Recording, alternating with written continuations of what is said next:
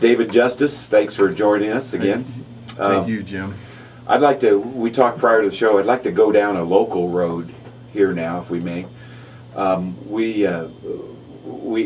We see all this stuff and we can talk about stuff nationally, but it all begins here in our own backyard, which Absolutely, you've been preaching for a long time.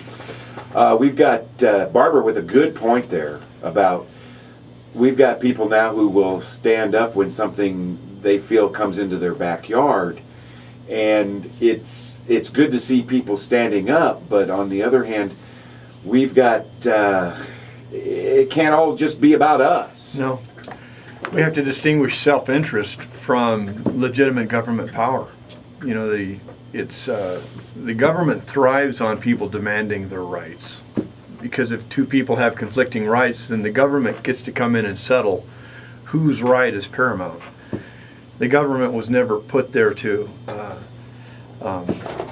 make that kind of a decision. That kind of thing is supposed to come from community. We're supposed to go reach across the fence and get along with our neighbor and work it out.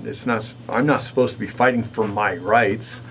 We're supposed to be living and enjoying life and getting along with each other in a community, and we're supposed to settle our disputes between us. And if we can't settle our disputes between us, we should go to a neighbor to help us out. But when we go to the government to ask the government to settle a dispute when it comes to rights, the government ends up with more power. The government wasn't put there to settle disputes but in rights.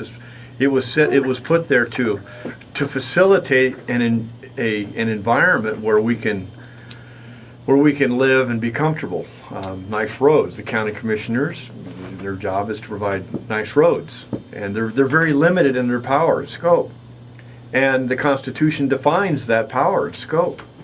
And so when we say we need to go back to the Constitution and study the Constitution, it's not so that I can demand my rights and know where they are, but it's to impose the limitations on government, not to release them to enforce my rights. Boy, you can look at a million different sides of that. Yeah. What you just said, and we do have government that steps beyond what their scope is supposed to be. So what do? Are you anti-government? Absolutely not. I'm very pro-government, but let's talk about what government is. Government is control, and in this country, government is founded on personal self-control. And that's what liberty is to whatever degree that we abdicate personal responsibility, personal accountability, and personal self-control. To whatever degree we abdicate that, nature abhors a vacuum, and of course government's going to ride in and fill that vacuum. And that's what's happened in America. We've abdicated personal responsibility. We've abdicated self-government because we've abdicated self-control. You know, to whatever degree we don't get along, the government's going to come in and force us to get along, and they got guns in jails.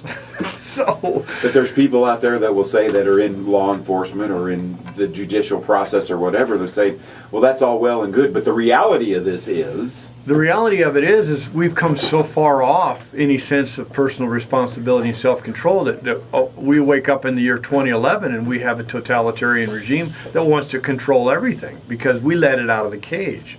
We let it out of the box.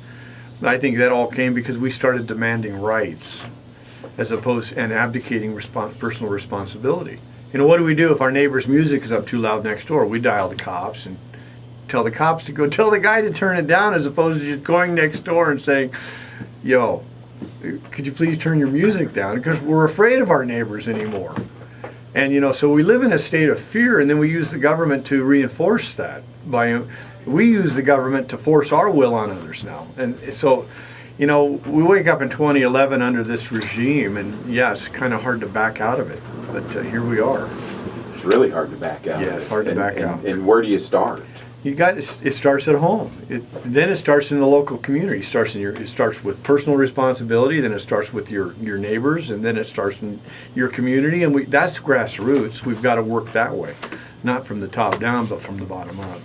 So how do you? We're going to have to go to the news, but I've got to ask you this so that you'll remember, because I'll forget. Okay. You know what I'm talking Sure. about. Mm-hmm. So how do you starve that head up there? You know what I'm getting at? The government head. How do you starve that head? Let's go into that here in just a moment. We'll bring that up in a minute. Okay.